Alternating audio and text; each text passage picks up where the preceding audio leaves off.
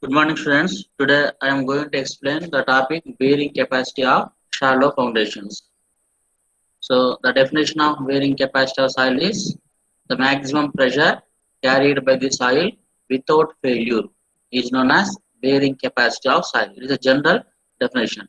The maximum pressure or the maximum load carried by the soil without failure is known as bearing capacity or load carrying capacity of the soil.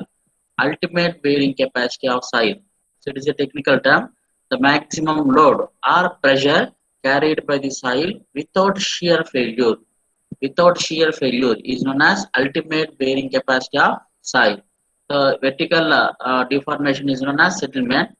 Lateral deformation is known as shear failure. Here, the soil should not failure in shear. So the maximum pressure carried by the soil without any lateral displacement is known as ultimate bearing capacity of soil. So next term is gross ultimate bearing capacity of soil. The maximum pressure carried by the soil without shear failure, including self-weight of soil above the foundation, is known as gross ultimate bearing capacity of soil, including self-weight of soil above the foundation. So that means, so after placing the foundation is covered by soil. So we need to take the self weight of the foundation, self weight load coming from the column, and the self weight of the soil above the footing. So these three components we should consider while estimating the bearing capacity of the soil. If these three components are included, it is known as gross ultimate bearing capacity of soil.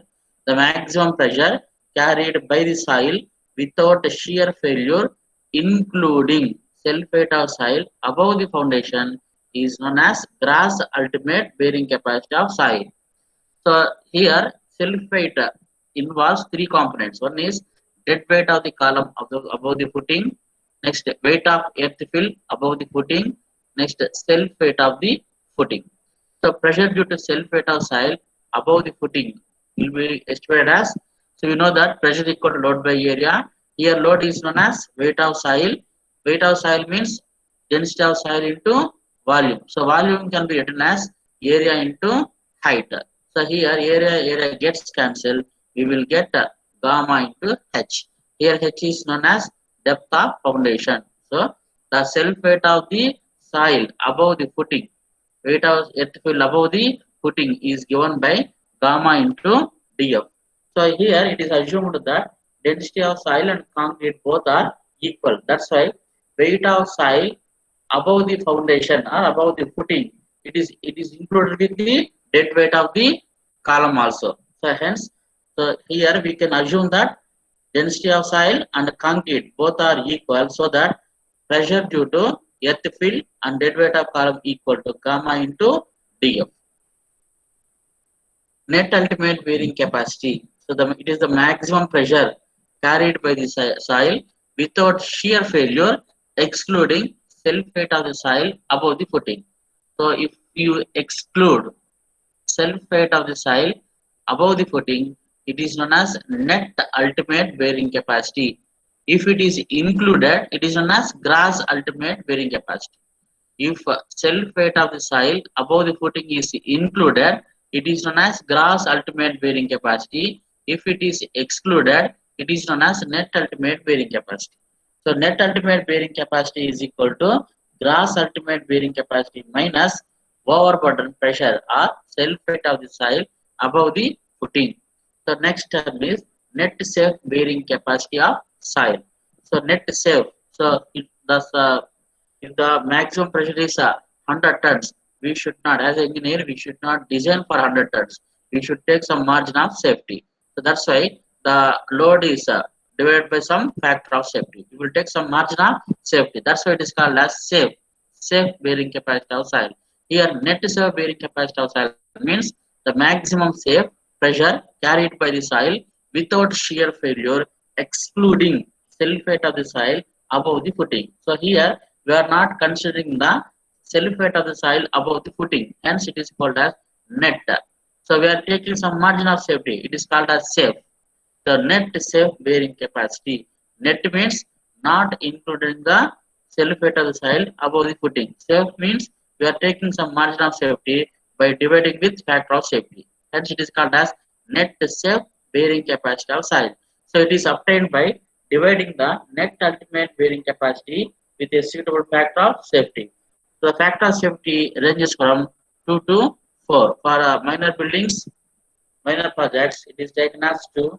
For multi-story buildings, the factor of safety is taken as 4. So net safe bearing capacity equal to net ultimate bearing capacity divided by factor of safety. Net ultimate bearing capacity is equal to ultimate bearing capacity minus overburden pressure or self weight of the soil above the foundation. So grass safe bearing capacity of soil.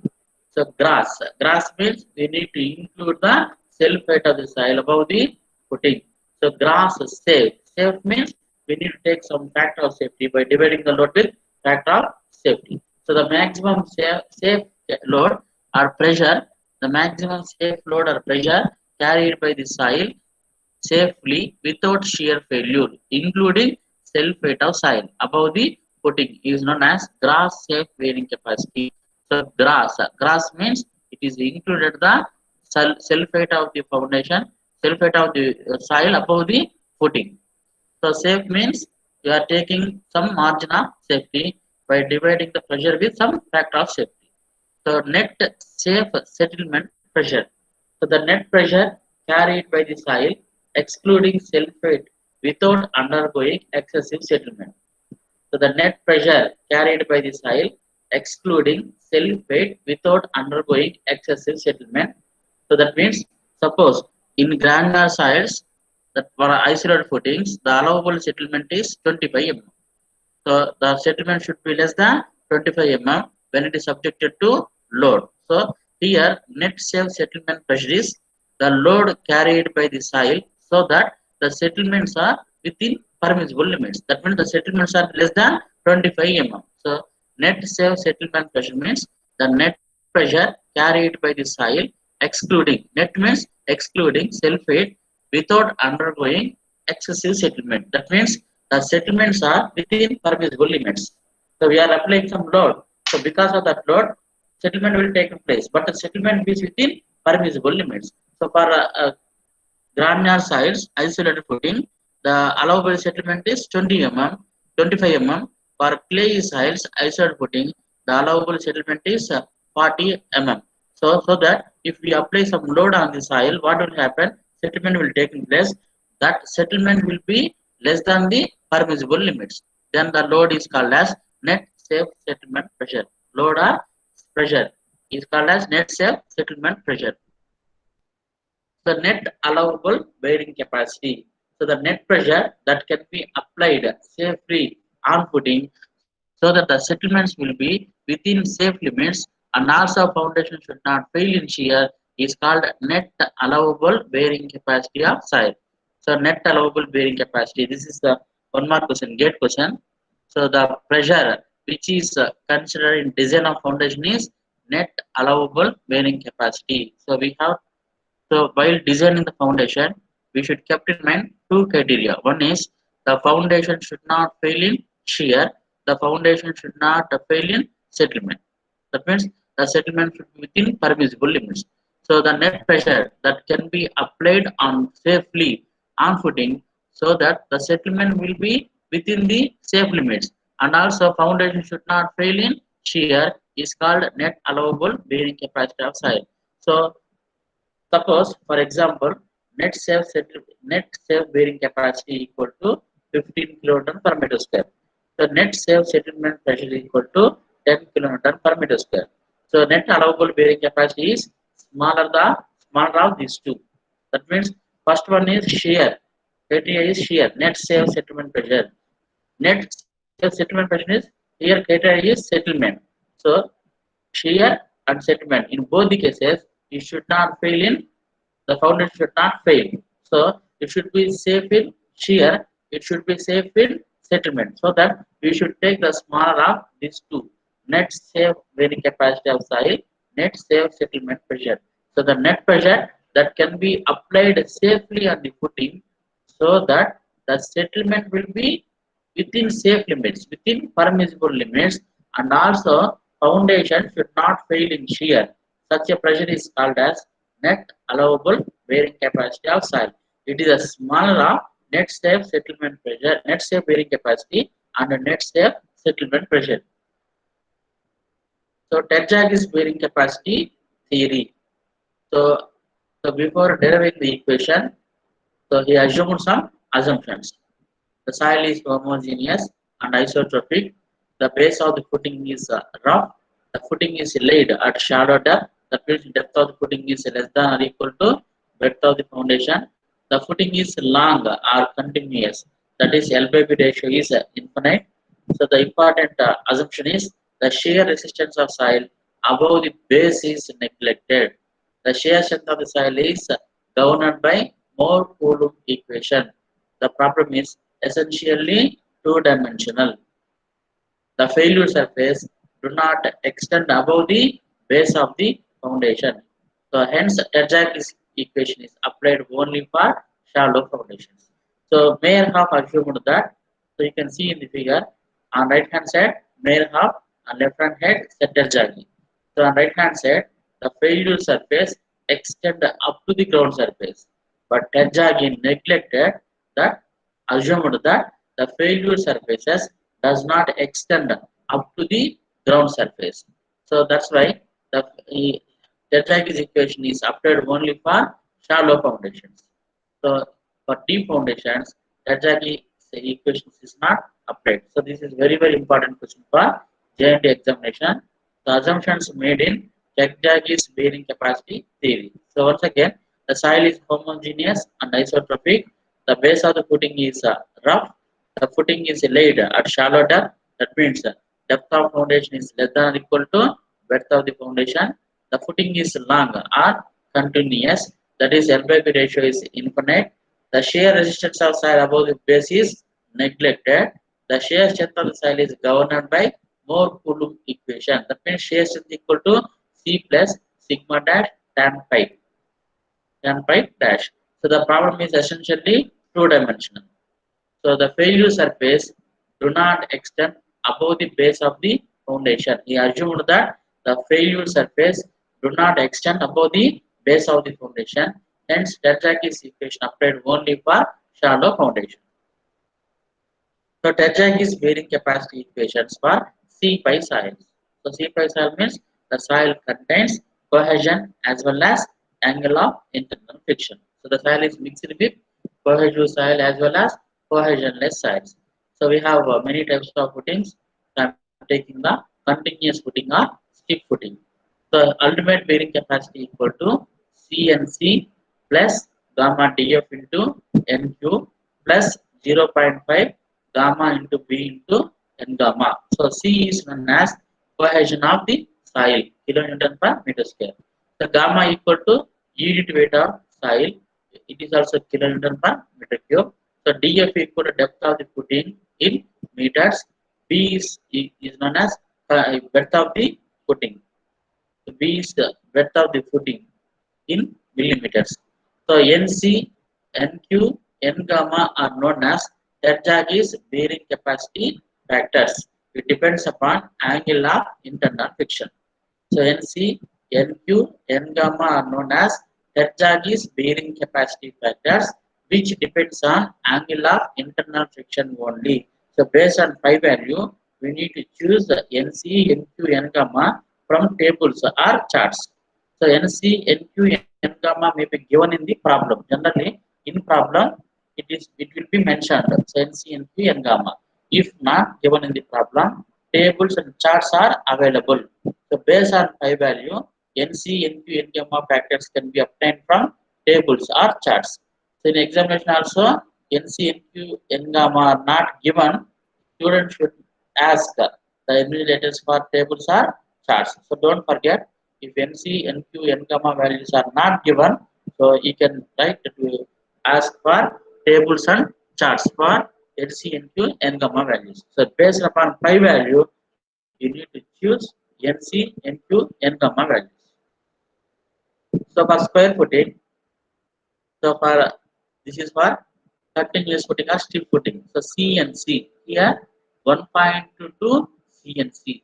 The second term is common, gamma df into nq. So here also gamma df into nq.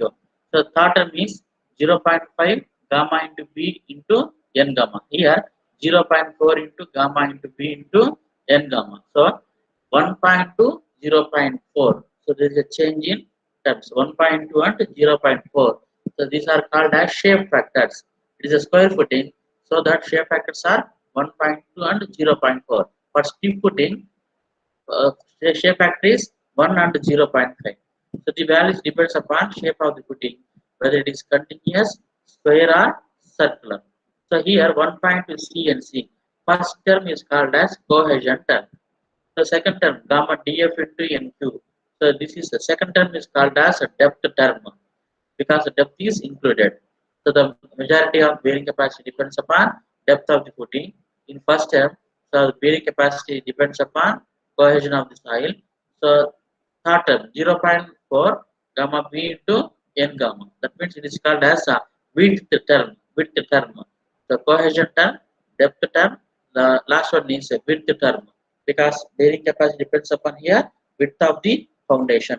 So for circular footing, ultimate bearing capacity is equal to 1.2 CNC plus gamma df into nq plus 0.3 gamma into b into n gamma. Here also equation is same but shape factor changes. So 1.2 CNC in old textbooks the first term is 1.3 CNC. So Terjagi in 1943 took shape factors as 1.3 for circular foundation. So later it was changed by Terjagi and Peck to 1.2. So that's why in old textbooks you can see that the circular footing the shape factor is 1.3. But in these latest books editions you can find that the shape factor is 1.2. So both values are used in practice. So this is the Terjagi's equation for rectangular footing. So C and C into 1 plus 0.3 B by L. So 1 plus 0.3 B by L is known as shape factor for rectangular footing. So second term is a depth term. It is common for all. Gamma df into nq plus 0.5 into gamma into b into n gamma into 1 minus 0.2 into b by L. 1 minus 0.2 into b by L is known as shape factor for rectangular footing. So QU is known as ultimate bearing capacity. Next QNU is known as net ultimate bearing capacity. It is equal to ultimate bearing capacity minus gamma into TF. That means we need to exclude the self weight of the soil above the footing. The net self bearing capacity equal to net ultimate bearing capacity divided by factor of safety. So gross self bearing capacity equal to net ultimate bearing capacity divided by factor of safety plus gamma into TF because it is gross. Gross means we need to consider self weight of the soil above the foundation. So in problem, if it is mentioned, I'll find ultimate bearing capacity. Just with the equation, by substituting the equation, we can get the answer. Suppose it is net ultimate bearing capacity, so we need to subtract the self weight of the soil above the foundation. If it is asked to find the net self bearing capacity, means then we need to find out by dividing the net ultimate bearing capacity with factor of safety, we will get net self bearing capacity. Suppose if it is asked to estimate gross safe bearing capacity, then we need to calculate up to gross safe bearing capacity QNU by factor of safety plus gamma into DF. So depending upon the parameter which is asked in the problem, we need to solve the problem up to that one. So let us see the problems. A stoop footing of width 2.5 meters is resting on a soil at a depth of 2 meters. The value of C dash and phi dash of the soil are 15 kilonewton per meter square and 25 degrees respectively. Assume general shear failure. The bearing capacity coefficients were phi equal to 25 degrees and NC 25.1, NQ 12.7, N gamma 9.7. Find the gross safe bearing capacity of soil.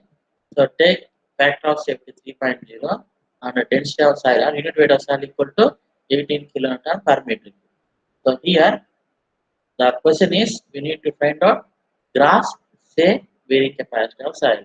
The data is cohesion given, width of the footing also given, depth of the footing also given, factor of safety equal to 3.2.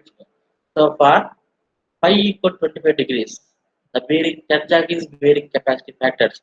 NC is equal to 25.1, NP is equal to 12.7, N gamma equal to 9.7. So it is given in the problem. Suppose it is not given in the problem, so you need to go for charts or tables. From charts or tables, you need to find out NC, NQ, N gamma by taking pi value as difference. For 25 degrees, we need to select the NC, NQ, N gamma value. The first footing, the formula is ultimate bearing capacity equal to CNC plus gamma DF into MQ plus 0.5 into gamma B into N gamma. Cohesion 15 kilonewton per meter square. NC value 25.1 plus gamma value 18. Depth of footing 2 meters into NQ equal to 12.7 plus 0.5 into gamma value equal to 18 kilonewton per meter cube. Width of the footing 2.5 into N gamma equal to 9.7. So ultimate bearing capacity equal to 1051.95 kilonewton per meter square. So net ultimate bearing capacity is equal to ultimate bearing capacity minus self height of the foundation above the footing. So self height of the side above the footing is given by gamma into df. Gamma equal to 18, earth footing into 2 meters. So we will get 1016 kilonewton per meter square. So net safe bearing capacity equal to net ultimate bearing capacity divided by factor of safety. So here the factor of safety given is 3. So 1016 divided by 3 equal to 338.66 kilonewton per meter square. So gross safe bearing capacity is equal to net ultimate bearing capacity divided by factor of safety plus self weight of the soil above the foundation. So 338.66 plus 18 into 2 will give the 374.66 kilonewton per meter square. So this is about strip footing. So in the above problem, assume it is a square footing of size 2.5 meters by 2.5 meters. Find grass safe bearing capacity using the same data. So instead of strip footing, we need to assume it as a square footing of size 2.5 meters by 2.5 meters. So for square footing, ultimate bearing capacity equal to 1.2 CNC plus gamma into DF into NQ plus 0.4 gamma into B into N gamma. So here depth of the foundation equal to 2.0. Next, width of the foundation is equal to 2.5 meters. So we will get ultimate bearing capacity equal to 1083.6 kilonewton per meter square. Net ultimate bearing capacity equal to 1047.6 kilonewton per meter square. So net safe bearing capacity by dividing with factor safety, we will get 349.2 kilonewton per meter square. So cube the grass safe bearing capacity we will obtain by adding self weight of the cell above the foundations.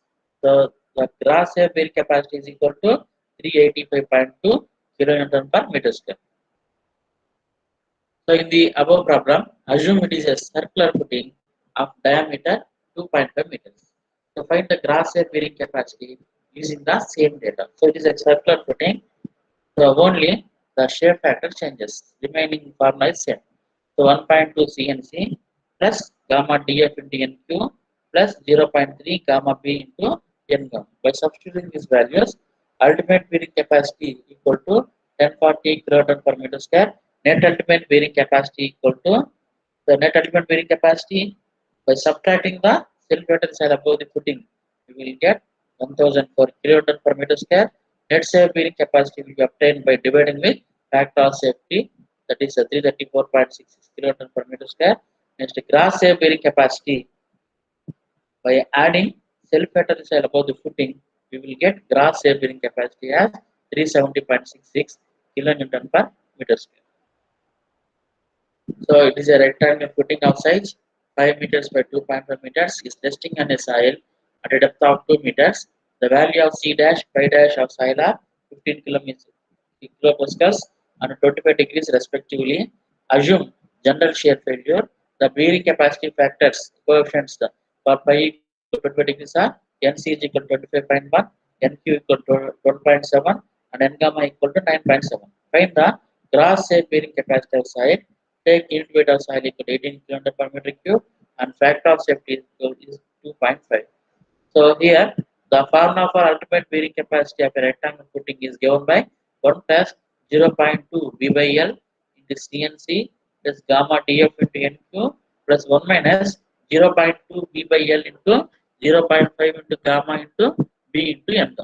So 1 plus 0.3 into breadth of the footing equal to 2.5, length of the footing equal to 5.0 into C value equal to 15, NC value equal to 25.1 plus gamma 18 into depth of the footing 2 into NQ equal to 12.7 plus 1 minus 0.2 into breadth of the footing 2.5 divided by length of the footing 5.0 into 0.5 into gamma equal to 18 kilonewton per meter cube, width of the rectangular footing equal to 2.5 into n gamma equal to 9.7. So ultimate bearing capacity equal to 1086.6 kilonewton per meter square. Net ultimate bearing capacity equal to 1050.6 kilonewton per meter square. Net safe bearing capacity equal to 420.24 kilonewton per meter square. The gross safe bearing capacity is equal to 456.24 kilonewton per meter square. So I'm taking now exclusively cohesionless soil. That means P value equal to 0. Earlier, the soil is C by soil. That means the soil mixed with the cohesive soil as well as cohesionless soil. Here I am taking only pure cohesionless soil. So in cohesionless soil, cohesion becomes 0. Hence, first component of equation will not be taken into consideration. So for strip footing, the formula is CNC plus gamma DF into NQ plus 0.5 into gamma B into N gamma. Here C is equal to 0. So ultimate bearing capacity equal to gamma DF into NQ plus 0.5 gamma B into N gamma. So QU depends upon depth and width of foundation. As depth of foundation, width of foundation increase the ultimate bearing capacity uh, also increases. That means as the depth of foundation, width of foundation increases, ultimate bearing capacity also increases.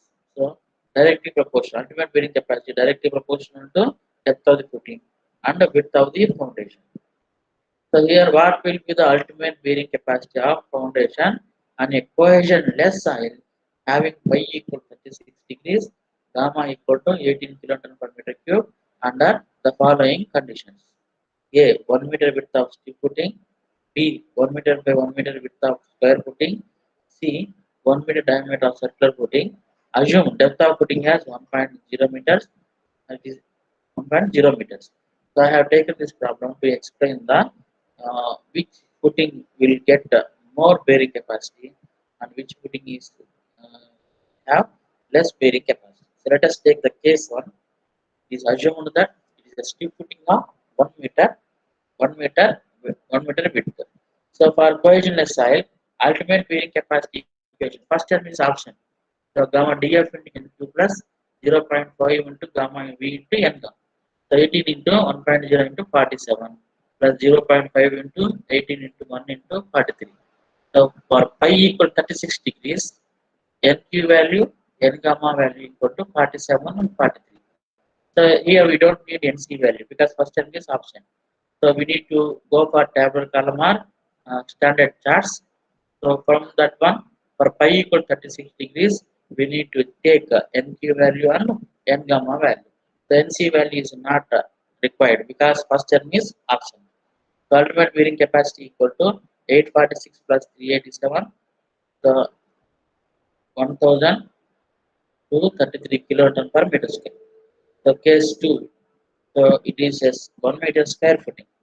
So for square footing, ultimate bearing capacity equal to gamma dF into N2 plus 0.4 into gamma B into N gamma. So gamma equal to 18, depth of footing 1 meter, NQ 47 plus 0.4 into gamma equal to 18, the width of the footing 1 meter, N gamma equal to 43. So 1155.6 kilonewton per meter square. I have taken the third one, case 3, 1 meter diameter circular footing. So QU equal to gamma dF into NQ plus 0.3 gamma into D into N gamma. So ultimate bearing capacity equal to 18 into depth of footing 1 meter, NQ equal to 47 plus 0.3 density 18 into diameter of the footing equal to 1 meter into n gamma equal to 43.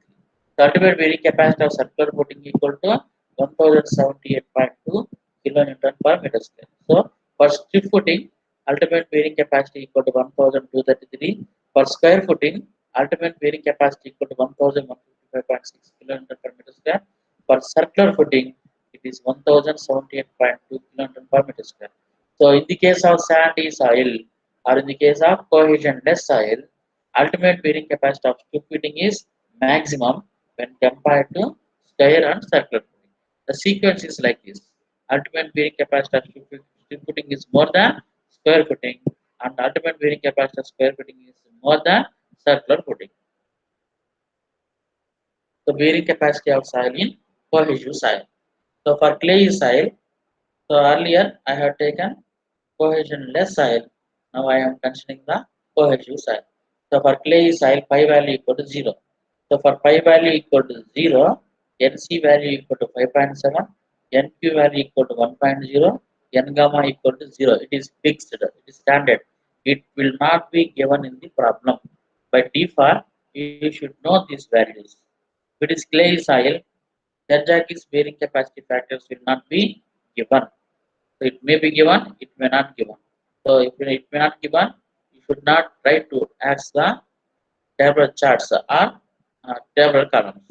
So you should by default you should remember NC equal to 5.7, NQ is equal to 1.0, N comma equal to 0. So for strip footing, if you take ultimate bearing capacity of soil, CNC plus gamma DF into NQ plus 0.5 into gamma into B into N gamma.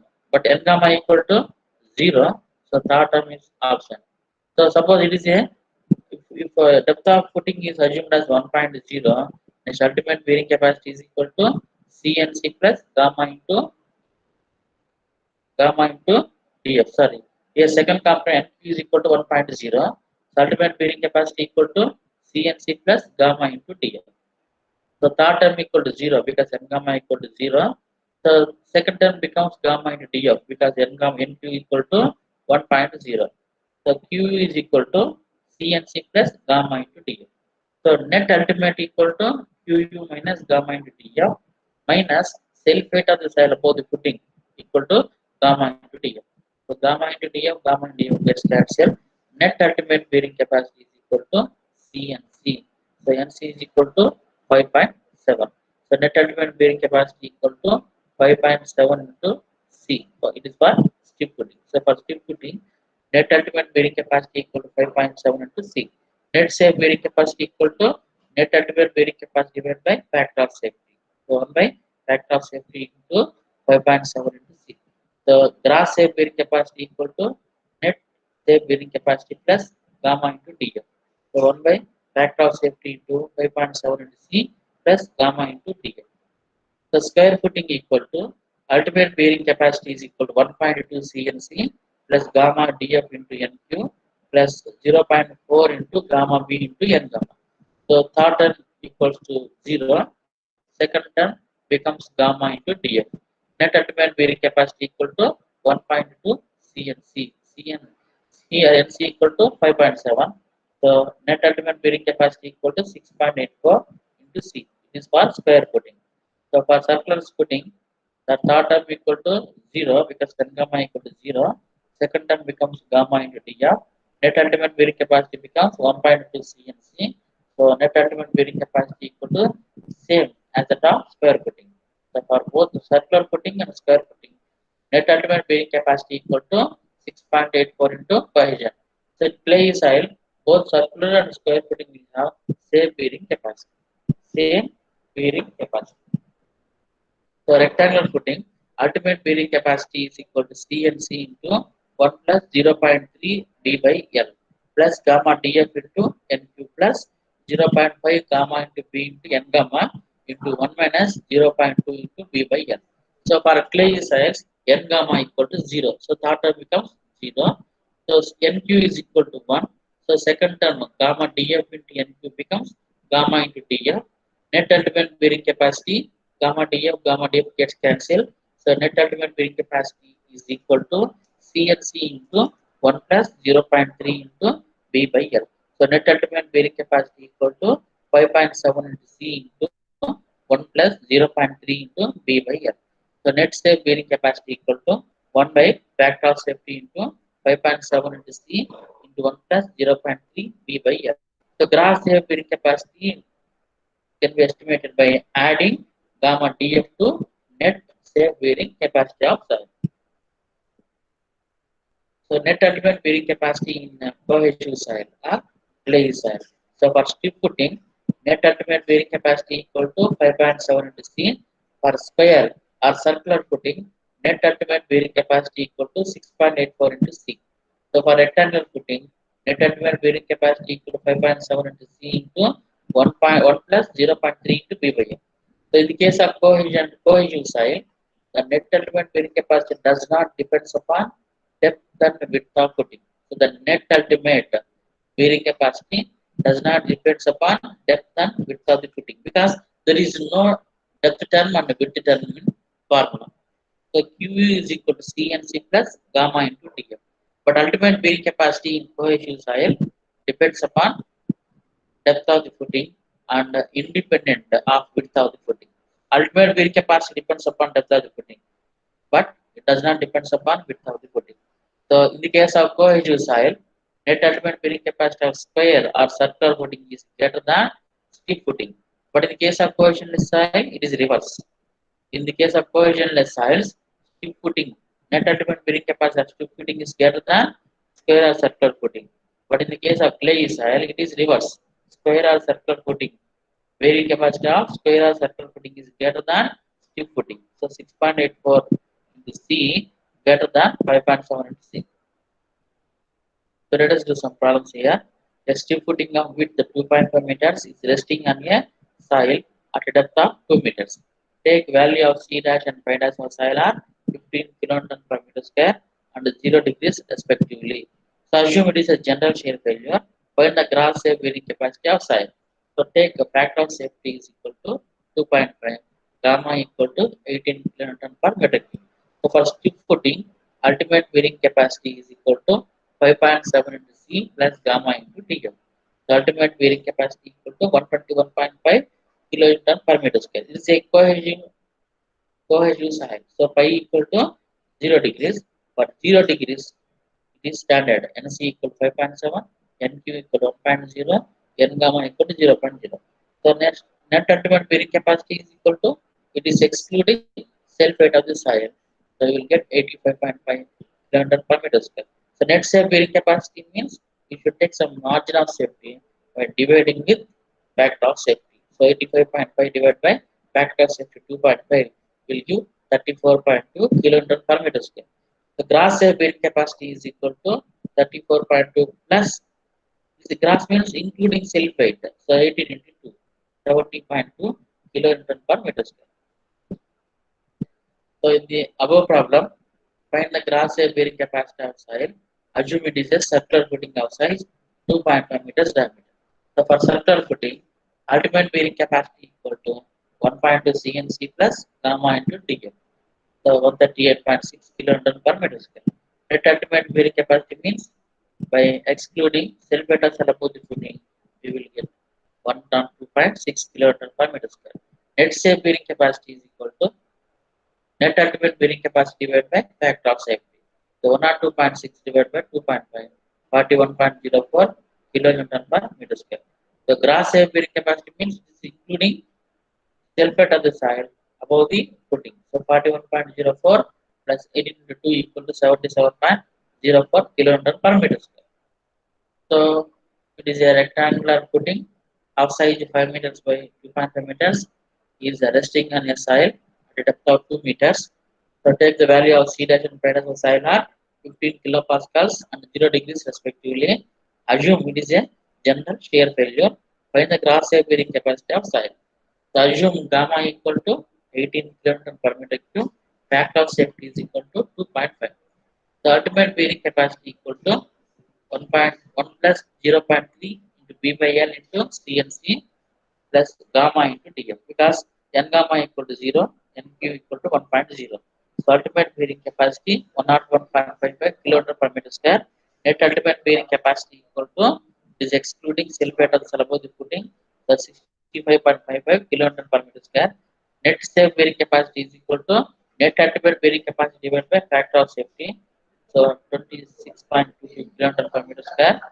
Gross safe bearing capacity means it is including sulfate of the above the footing, the 62.22 kilonewton per meter square.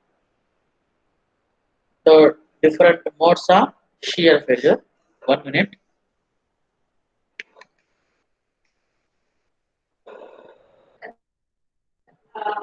ఇది important ఐఈడిసిది ఇమిడేషన్స్ వాడటం madam అని తీసుకోండి. The next topic is different modes of shear failures. So before the application of the load, the soil beneath the base of the footing is in a state of elastic equilibrium. So when the load is increased beyond certain critical value, the soil gradually passes into plastic equilibrium. So during this process of transition, both the distribution of soil reactions above the base of the footing and orientation of principal stress in the soil beneath the footing will change. So the orientation of failure plane starts at the outer edges of the base and spreads outwards. So based on the characteristics of failure planes beneath the footing, the failure of soil is classified into three categories. That means when the load is gradually increased on foundation, the soil gradually changes from elastic equilibrium to plastic equilibrium. So when it changes from elastic equilibrium to plastic equilibrium, some characteristic changes will be happen. So based on these characteristic changes, the shear failures are classified into three categories. They are general shear failure, local shear failure, and punching shear failure. So general shear failure means so it occurs in the case of dense sands and stiff clays. So one more question, very important. This topic is very important. So for both JNT examination as well as JET examination also, it is very important. So general shear failure occurs only in the case of dense sands and stiff clays. That means the soil should be strong. It occurs in the case of dense sand and stiff clays. For strong soils, general shear failure occurs. So what are the characteristic features? When the soil changes from elastic equilibrium to plastic equilibrium, so what are the features that will appear in the soil? So small settlement occurs. So in the case of general shear failure, small settlement occurs. Yes, because it is a strong soil. The bulging and swelling of soil above the footing is observed. You can see in the figure. So above the ground surface, there is a bulging of soil. There is a bulging of the soil above the footing. We will observe that one. Then we can observe well-defined failure planes extending up to the ground surface. The failure planes can be visually see. We can see that we can see by naked eye the failure surfaces. So these failure surfaces can be extended up to the ground surface. So a well-defined breakpoint is observed in load versus settlement curve. So there will be a clear-cut turn or deviation in the graph so that we can identify the failure point. Where the graph changes its direction, that change that point is known as failure point. So a well-defined breakpoint is observed in load versus settlement curve. So this is about general shear failure. So if we take the local shear failure occurs in medium dense sand and medium stiff clays.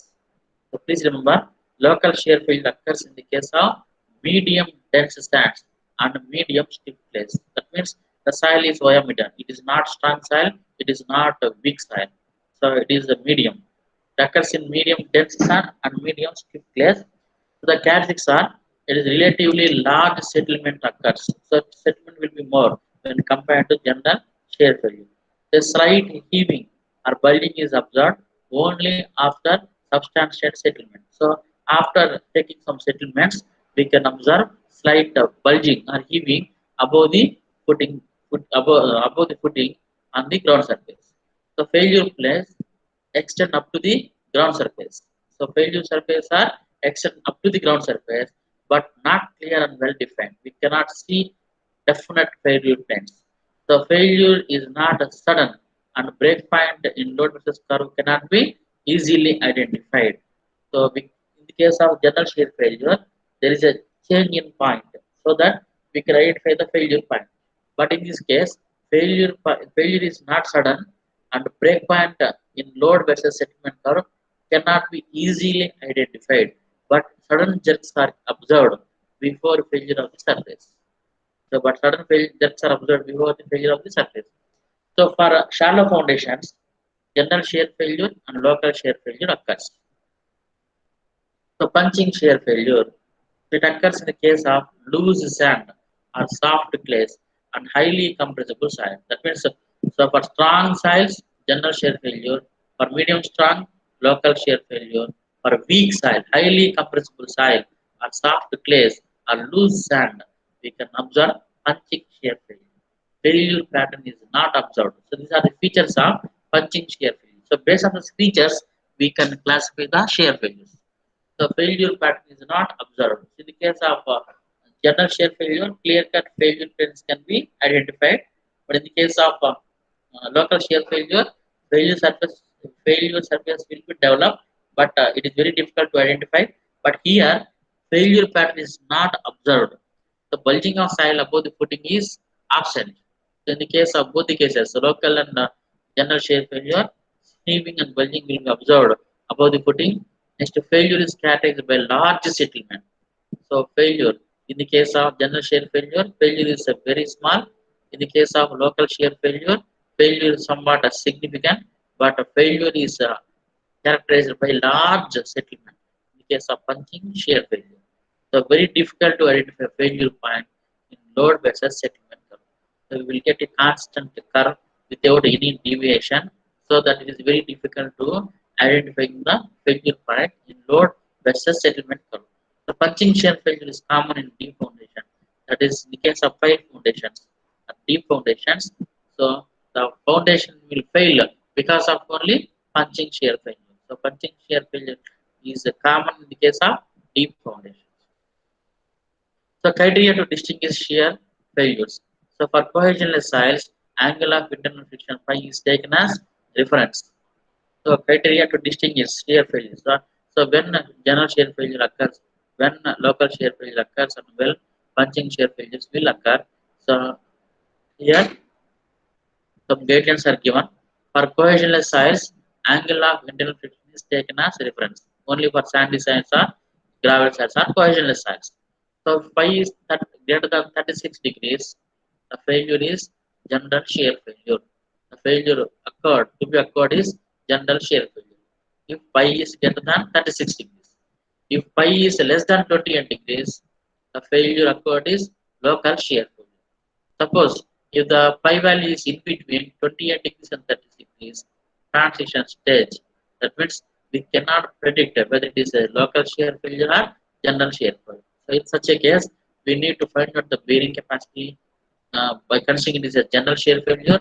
Then we need to find out the bearing capacity by considering the local shear failure by interpolation between the general shear failure value and local shear value by failure value. We can get the bearing capacity of the soil. So for cohesive soils, undrained shear strength is taken as reference. So for cohesionless soils, we know to differentiate whether it is general shear failure, local shear failure, angle of internal friction is taken as reference. For cohesive soils, undrained shear strength is taken as reference. If C value is less than or equal to 50 kN per meter square, so local shear failure occurs. If C value is greater than 50 kN per meter square, general shear failure occurs. So for stiff clays, more cohesion and hence more strength. So for C pi soil, that means soil mixed with cohesion, less soil and cohesive soils, the shear failure is decided based on failure strain. When failure strain is less than 5%, so general shear failure occurs. When strain is less, the meaning is strength is more. So when failure point is in between 10 to 20%, then the failure occurred is called as local shear failure. So bearing capacity equation for local shear failure. So for local shear failure, we need to substitute Cm and Φm notations. Cm means mobilized cohesion. Φm is known as mobilized friction angle. Mobilized means the angle of internal friction just sufficient to maintain the stability of the soil. Mobilized cohesion means the cohesion just sufficient to maintain the stability. Suppose the soil has available cohesion is 50 kilonewton per meter square, but in order to maintain stability, it needs only 20 kilonewton per meter square. Even though it has 50 kilonewton per meter square, 20 kilonewton per meter square cohesion is sufficient to maintain the stability without failure. So here 20 kilonewton per meter square is known as mobilized cohesion. Mobilized, that means just sufficient to maintain the equilibrium or to maintain the stability of the soil. So mobilized cohesion equal to 2/3 into C, tan phi m equal to 2/3 into tan phi. So for small angles, tan phi m equal to pi m value. So pi m equal to 2/3 into pi if it is small angles. So for pi value is more than large values, then tan phi m equal to 2/3 into tan phi. So the ultimate bearing capacity for local shear is slightly changes. Ultimate Yes, bearing sir. capacity in the case of local shear failure equal to Cm into Nc dash plus gamma df into Nq dash plus 0.5 into gamma into B into N gamma dash. So Nc dash, Nq dash and N gamma dash are called local shear failure bearing capacity factors. So tan pi m equal to 2/3 into tan pi m equal to, so based on tan pi m value, we need to take Nc dash, Nq dash, N gamma dash. So here the gradients are, if cohesion and angle of internal friction are given in the problem, don't take that cohesion and that angle of internal friction. So we need to substitute Cm is equal to 2/3 into cohesion and don't take bearing capacity factors for pi value. So we need to take the bearing capacity factors for tan pi m value. So let us see one problem you can understand. So here a stiff footing is given. A strip footing of width 2.5 meters is resting on a soil at a depth of 2 meters. The value of C dash and phi dash of the soil are 15 kilopascal and 22 degrees respectively. So assume it is a local shear failure.